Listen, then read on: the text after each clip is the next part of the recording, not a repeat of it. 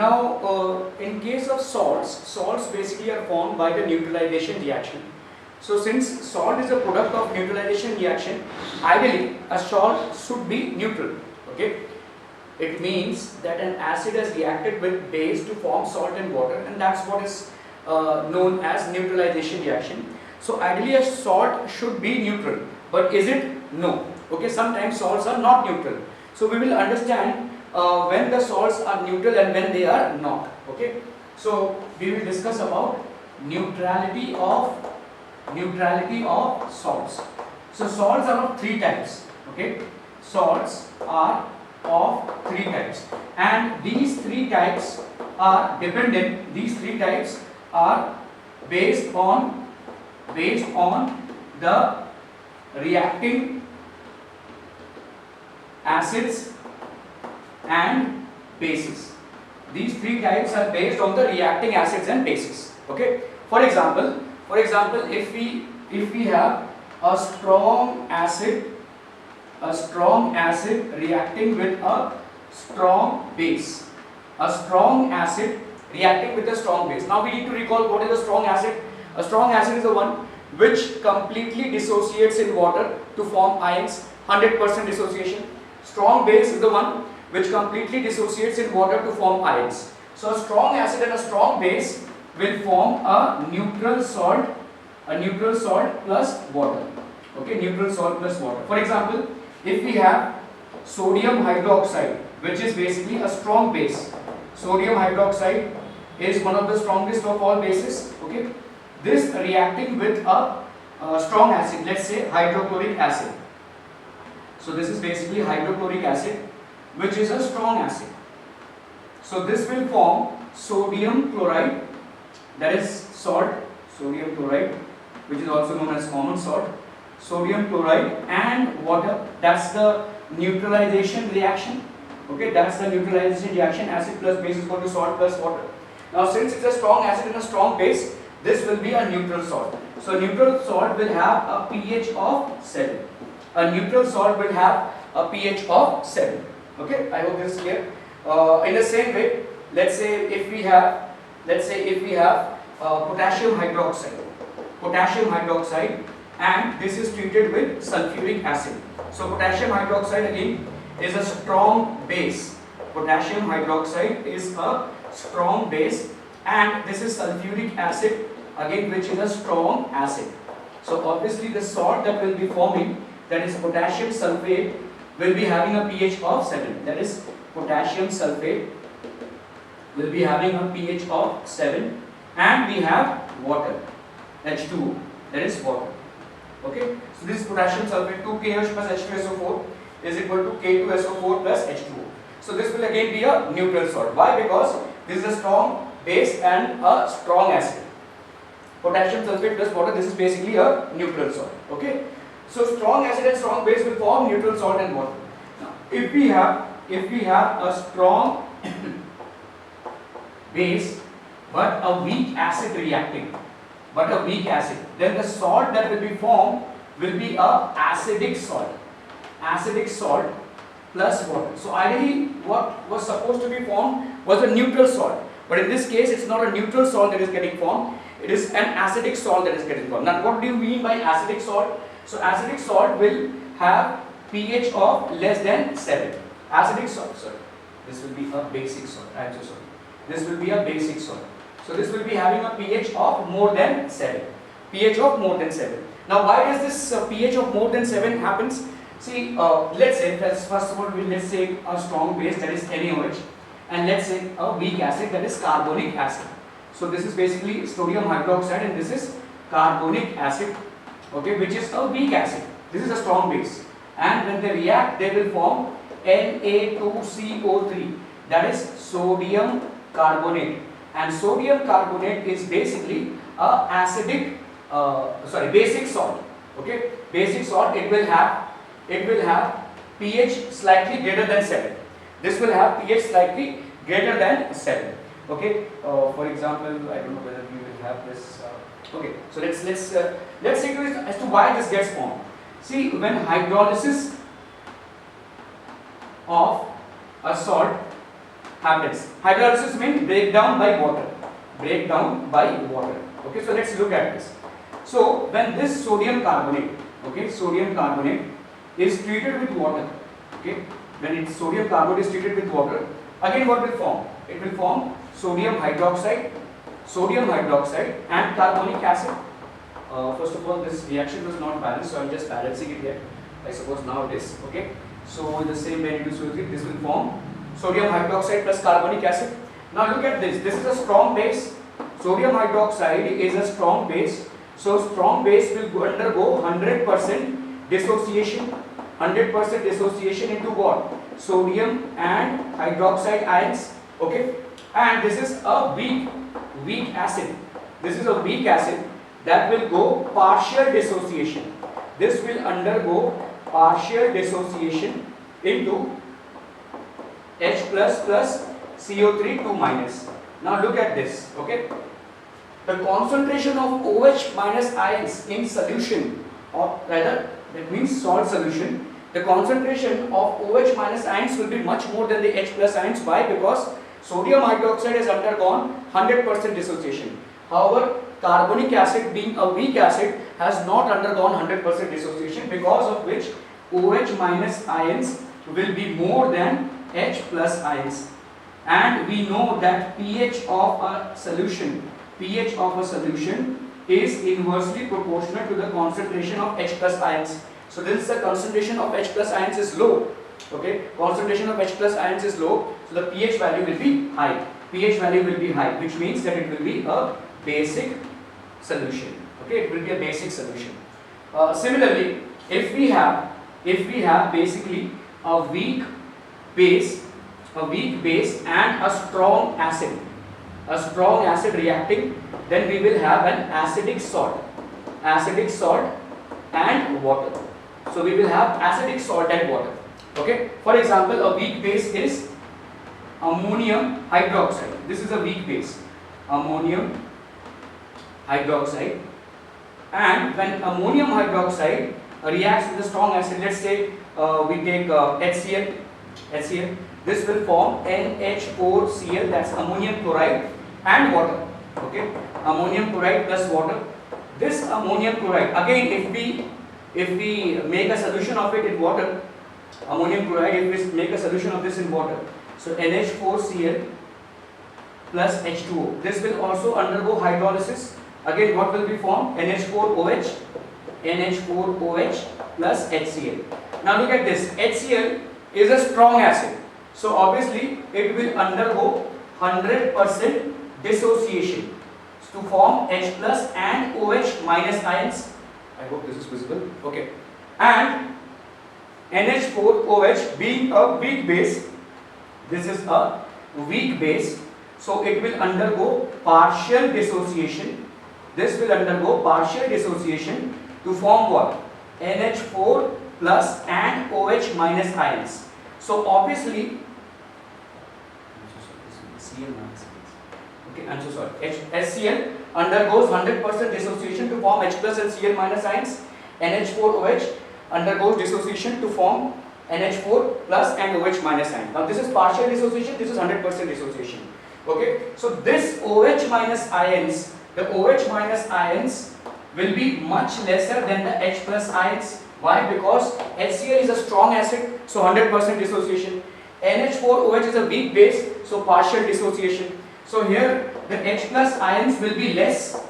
Sorry, the H plus ions will be much more, and pH is inversely proportional to the concentration of H plus ions. So when the H plus ions increases, obviously when concentration of H plus ions increases, the pH value of the solution goes down. So obviously this will be acidic. So the pH value of this solution will be less than 7. In this case, the pH value of the solution will be greater than 7. Why? Because it is displaying basic properties. Okay, so that's how so salts are a result of a neutralization reactions. But will salts formed as a result of neutralization reaction be always neutral? No, it is not always the case. So salts might be acidic or salts might be basic depending on the ingredients which have taken part in the formation of the salt. Okay, so I hope this is clear. You can take a snapshot of the same. Okay, so in this slide we are going to cover the one of the most important salts in our lives, that is, one moment here. I'm so sorry. Alright, so in this slide we are going to cover one of the most important salts in our lives, then that's sodium chloride basically, and how we use sodium chloride for different purposes. Okay, so first of all, where do we get sodium chloride from? In nature we get sodium chloride from the abundance of seas. Okay, if we are evaporating the sea water by the evaporation of sea water, which means that if the water is made to go dry in sea water, what is left behind is basically salt. Okay, so we get it from nature in terms of sea water. What else do we have? Where do we get it from? Okay, there is something called as rock salt. Okay, rock salt is basically an impure variety of salt,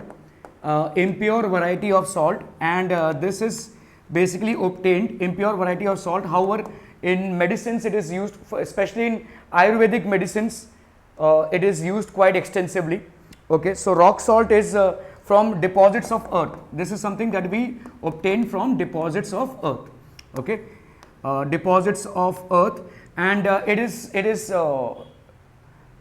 where are we getting from in the deposits of earth? It is imagined that there were seas have dried up in certain parts. Okay, in certain parts of the earth seas dried up, and that's how these rock salts were formed. So these are basically brown or black in color. They are not as white as common salt is.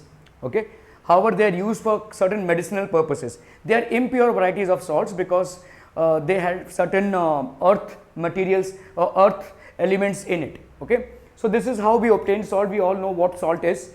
One of the uses of sodium chloride, a lot of uses, raw materials for making a large number of useful chemicals in the industry. Sodium chloride is considered as a raw material for making a large number of such as sodium hydroxide. Where will we get sodium chloride from? Sodium hydroxide. We know that sodium chloride, by the hydrolysis of sodium chloride, we will get sodium hydroxide and HCl. That's the hydrolysis process, right? We have just studied the hydrolysis means breakdown of a salt. So by hydrolysis of sodium chloride, hydrolysis means breakdown of a compound by adding water. Sodium chloride will give sodium hydroxide and HCl. So obviously we are getting sodium hydroxide and HCl. Sodium hydroxide has a lot of uses. It is also known as caustic soda. Okay, sodium hydroxide is caustic soda. Sodium carbonate, Na2CO3. This also has a lot of uses. Where will we get this from? Obviously, if we treat NaOH now, if we treat NaOH with carbonic acid, we will get sodium carbonate plus water. Okay, so this is used in manufacturing washing soda, which is a basic ingredients of soaps and detergents. Okay, then we have sodium hydrogen carbonate, that is baking powder. How do we get it? Again, from this reaction, if we dissolve much of water into sodium carbonate, we will get sodium hydrogen carbonate, that is basically NaHCO3. Okay, sodium hydrogen carbonate. This is baking soda, which is used in making a lot of food, stuff like cakes, buns and all. Okay, breads as well. Hydrochloric acid, we can see hydrochloric acid is obtained by the hydrolysis of sodium chloride.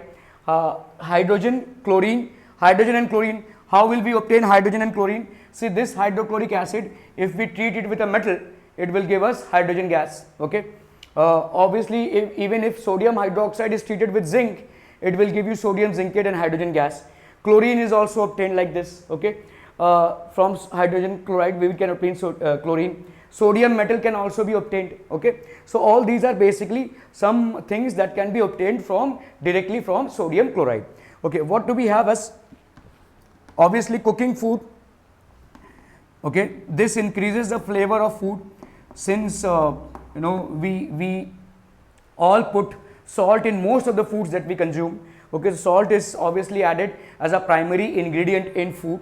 Okay, if you refer to your history, there is something called a salt march that was initiated by Gandhi, and that was against the Britishers, because the Britishers were imposing a very high tax on the salt which can be produced very easily. Okay, so salt was a very basic ingredient. It is consumed by all classes of the society, whether they are rich, poor, or anyone. Okay, because it's a very basic thing that can be obtained very easily. Okay, from nature. We have it in abundance.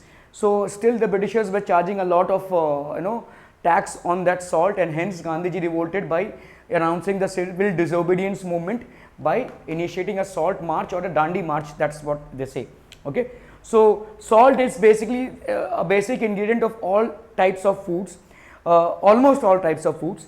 Now sodium chloride is used by, sodium chloride has to go in our body. Okay, deficiency of sodium chloride can cause a lot of problems. Okay, in these days, see, if you listen to those ads, they say, is there iodine in your salt? So where is this iodine coming from? We know sodium chloride, but where is this iodine? Basically sodium chloride and sodium iodide are mixed together. We have small proportions of sodium iodide in the sodium chloride that we consume, and this is important because iodine is important for our thyroid glands. Okay, thyroid glands secrete thyroxine.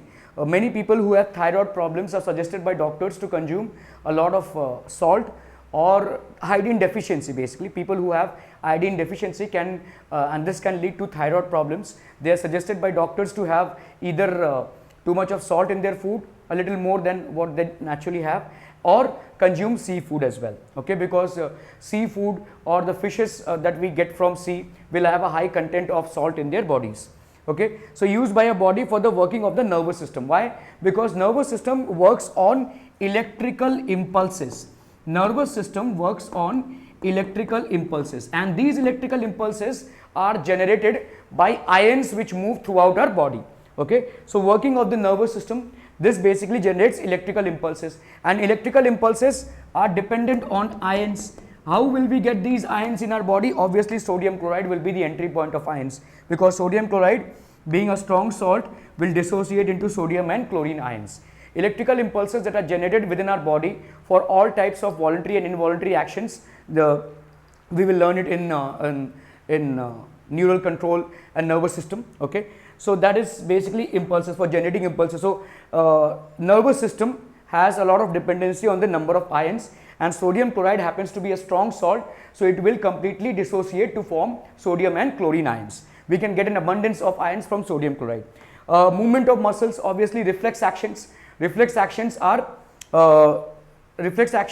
generated when the message is sent from the brain or the spinal cord to the motor cells. Okay, the muscles that are there. So for example, if this is warm and if I touch it, my hand will be pulled back. How? Because the sensory receptors in my hand have passed on the message to the spinal cord or the brain, wherever it goes. Okay, by means of electrical impulses, and an immediate response will be generated to pull my hand back, and the muscles in my hand will contract. So all this happens within the fraction of a second because of electrical impulses, and these electrical impulses are generated by the movement of ions, and one of the primary sources of ions in our body is the salt that we consume. Okay, production of HCl in the digestive system. We know that HCl is a very important ingredient of digestion, because it happens to kill a lot of germs or bacteria which might be coming along with the food. So this HCl is enhanced, the production of this HCl is enhanced by consuming salt. Okay, what else do we have? Used in preserving pickles. Okay, now as we see, it has got chlorine, and sodium chloride basically is not liked by microorganisms. Okay, so they cannot, most of the microorganisms cannot survive in an environment of sodium chloride.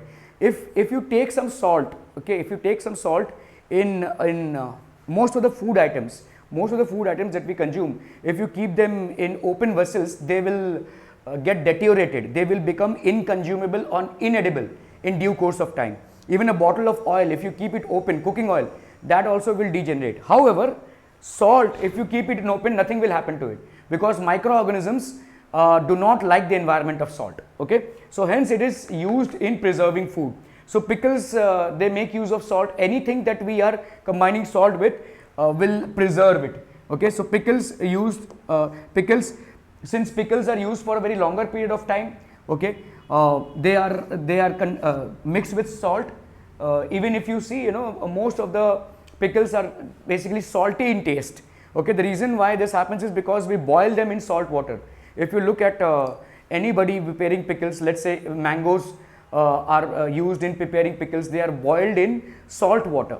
Okay, so that's what happens. Preserving meat and fish. If you go to the marketplace, you will see that people who are selling fish, they kind of coat or rather they apply salt to the entire body of the fish. Okay, again to avoid microorganisms from making it inconsumable. Okay, used in manufacture of soap. So just now we saw that it is used in manufacture of sodium carbonate, and from sodium carbonate we can actually manufacture soap. Used to melt ice. There are certain countries in which these snow or ice piles up in the roads, and that's when sodium chloride in large numbers is used, because when you spray sodium chloride on ice, it kind of melts faster. Okay, so instead of actually doing the manual labor of removing the snow from the usual roads, they are sprayed with sodium chloride, and that automatically melts those big chunks of snow or ice that has piled up and makes traffic going in these roads. Okay, so a lot of uses of sodium chloride. This basically is a part of sodium chloride. So I think that kind of clears our concept on it. Okay, we are going to talk about one of the important compounds, that is sodium hydroxide, one of the very important bases. It's one of the most strongest of all bases. How do we obtain sodium hydroxide? Because sodium hydroxide, the production of sodium hydroxide is done in such a way that the byproducts are hydrogen and chlorine, which also have extensive uses of their own. So how do we obtain sodium hydroxide in the first place? There is something called as brine. Okay, concentrated solution of sodium chloride in water. Concentrated solution of sodium chloride in water is known as brine. So basically we will take it in water and we will perform electrolysis. Now what is electrolysis? Basically, see, sodium chloride is an electrolyte. Electrolyte is any substance, electrolyte, which on dissolving in water in aqueous medium, it will form ions. Okay, so sodium chloride is an electrolyte, and hence we are performing electrolysis. So electrolysis is when we have, let's say there is a cathode, this is basically a cell, and this is how it is dipped. Okay, so we are performing electrolysis of sodium chloride. So this is basically sodium chloride, which is basically concentrated solution of sodium chloride, that is brine, and we are performing electrolysis. So here is a switch. So what happens is, when we put the switch on, okay, when we put the switch on, electricity flows despite the fact that these two are not connected. So these are basically electrodes. The one which is a positive electrode is known as the anode, the one which is a negative electrode is known as the cathode. See, the positive part of the cell connected to the anode, the negative part of the cell is connected to the cathode. Okay, so we are basically treating concentrated solution of sodium chloride, which is also known as brine. So we are subjecting it to electrolysis. So sodium chloride in water, electrolysis, it undergoes electrolysis, that is passage of electric current. Electrolysis is basically passage of electric current. So what will it form? It will form sodium hydroxide plus H plus Cl minus. Am I correct? Yes. Hydrogen gas is formed and chlorine gas is formed. Let's see if it is balanced. No, it is not. So we will have to do 2NaOH plus 2H2O, I guess. Yes, 2NaOH, 2Na, and O is how much? This we have 2. So this is completing 2. H2. So H we have here 4. So 2H2 and chlorine gas. So this is the complete evolution. Okay. This is sodium hydroxide. This is sodium hydroxide, and this is basically hydrogen gas. This is nothing but hydrogen gas, and this is chlorine gas. Okay. Now hydrogen gas and chlorine gas. Chlorine gas, see, chlorine basically is a negative element. Okay. So it will be released at the cathode. So sorry, it will be released at the anode. It will be released at anode. So here chlorine gas will be evolving. Okay. And here hydrogen gas will be evolving. hydrogen gas will be released at the cathode. So hydrogen gas will be released at the cathode. Sodium hydroxide also deposits, also gets collected or gets deposited. Sodium hydroxide gets deposited around the cathode. That is the positive, sorry, the negative electrode. Sodium hydroxide deposited around the cathode, hydrogen gas is liberated around the cathode, and chlorine gas is liberated around the anode. All these products, basically sodium hydroxide, chlorine gas, and hydrogen gas, all are collected separately and all have their respective uses. Okay, a lot of uses basically. So we will consider the uses one by one. This process is known as chlor-alkali process. Chlor-alkali process.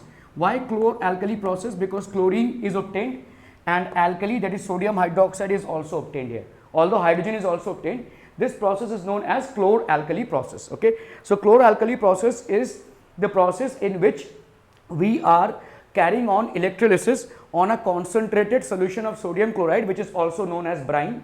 Okay, on electrolysis, sodium hydroxide is deposited around the cathode, chlorine gas is deposited around the anode, and hydrogen gas is deposited around the cathode. So we get three products here. One is sodium hydroxide, the other one is chlorine, and the other one is hydrogen. Okay, so what are the uses? Okay, so first of all we will understand the uses of sodium hydroxide. It is used in manufacturing of soaps and detergents, artificial textile fibers called rayon. Okay, it is manufacture of paper. It is used in the manufacture of paper. For purifying bauxite ore. See, bauxite ore is basically the main ore from which aluminium is taken, and aluminium has a lot of uses. Okay, it's a metal which is a lighter metal, and it is used in a lot of things. For example, in the airline industry, aluminium is used. Okay, for purifying bauxite ore from which aluminium is extracted. This is used for degreasing metals, oil. So for degreasing basically metals and oils. Refining, making dyes and bleaches. It is also used for refining, that is making dyes and bleaches. Okay, what are the uses of chlorine? Chlorine is used to sterilize drinking water supply. In the water that we get in our houses as a supply, chlorine is slightly added because chlorine is a disinfectant. Most of the microorganisms do not or cannot tolerate the smell of chlorine. Okay, so this is primarily used as a disinfectant. Even in swimming pools, you will get this smell of chlorine because in swimming pools in the entire tank, chlorine is used as a disinfectant. Okay, so chlorine is primarily used to sterilize drinking water supply. Production of bleaching powder, it is used in the production of bleaching powder. We all must have seen bleaching powder getting used in our schools or bleaching powder getting used in our buildings during the rainy season. Okay, it is used in the production of HCl. Okay, it is used in the production of plastics, which is polyvinyl chloride. Okay, pesticides, it is used in the manufacture of pesticides. Okay, since it is a disinfectant, obviously it will not support the growth of microorganisms. It is used in the production of CFCs, which are chlorofluorocarbons. Chlorofluorocarbons are primarily used in the air condition industry. Okay, for manufacturing air conditioners. Chloroform is basically it was used previously as an anesthetic. Basically, if you drop 2 drops of chloroform and you smell it, you can go unconscious. Okay, so chloroform was primarily used as an anesthetic. However, it has been banned as an anesthetic. Now we are using different local anesthetics. Anesthetic means a substance which can actually make you unconscious, which can actually paralyze the place where the operation is getting carried out. So medicine industry has a lot of uses. Carbon tetrachloride, again a lot of medicines are made by carbon tetrachloride. Paints and dyes, okay, dye stuffs. Solvents for dry cleaning, it is used for as solvents for dry cleaning. For example, in trichloroethane, there are things which you cannot put in water and wash. Okay, so they are subjected to dry cleaning, and that's when chlorine is used, because trichloroethane is what? Ethane we know is C2H6, and we have trichloroethane, which means Cl3. So this H6 will be replaced by, so this will be C2H3 Cl3. Okay, this will be trichloroethane. Then we have hydrogen, uses of hydrogen. Hydrogenation of oils, solid fats, this is ghee and all are used. So vegetable oils, when they are subjected to hydrogenation, they will form solid fats like vanaspati ghee and all. Okay, vegetable ghee, vegetable fats. Okay, HCl, ammonia for fertilizers. HCl is used to manufacture ammonia for fertilizers. How? Because it will react with a lot of bases to produce ammonia, okay, making CH3OH, okay, that is a methyl alcohol. Again, we know what is methyl alcohol. Methyl alcohol is a little poisonous in nature, and it is used to denature alcohol. So alcohol, that is ethanol, is used for various industrial purposes, and the various industries cannot afford to buy alcohol at the rate at which it is available for human consumption purposes. Hence, methyl alcohol is added and sold at a cheaper rate. Government has subsidized rate for these types of denatured alcohols. Even in our hand sanitizers, which we use these days very extensively, denatured alcohol is used, okay, which means that it will have methyl alcohol in it. So if we consume that alcohol, we can go blind or can even lose our lives. Liquid hydrogen is used as fuel for rockets. So liquid hydrogen is as we know that hydrogen burns with a popping sound, so it's a very useful fuel, and hence it is used in rockets, okay, as a fuel. So by subjecting brine solution to electrolysis, we get these products of sodium hydroxide, hydrogen and chlorine, and all of these products have their various industrial and domestic uses, okay. So you can take a snapshot of the same.